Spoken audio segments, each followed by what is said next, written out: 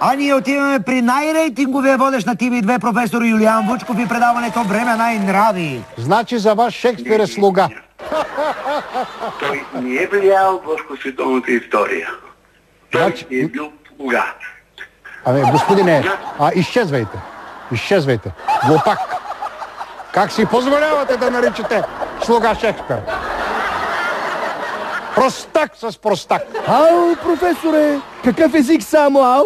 Ма тук Шекспир би казал много шум за нищо. Глупак. Как си позволявате да наричате слуга Шекспир?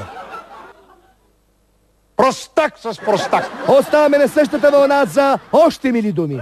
Аз не се изненадвам и се очудвам на вашата самонадеяност с филологическо образование, независимо от 26-те книги, които са плод на графомания. Вие да имате претенцията да сте психопетист по-голям от Ломоносов.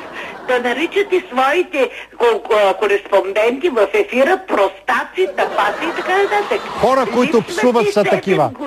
Затворете телефона. Тази жена е мъртво пияна. Просто е мъртва.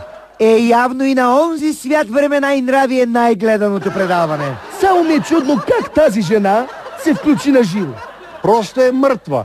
Може ли друга жена? Тя си е разчекнала устата като ханджийска порта. Като ханджийска порта си е разчекнала устата. А предполагам, че си е разчекнала и двата крака.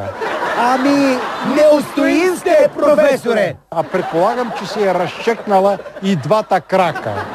Защото само в такива пози може да се говори така гнусно, така машкаралски, дикоборски от една дама.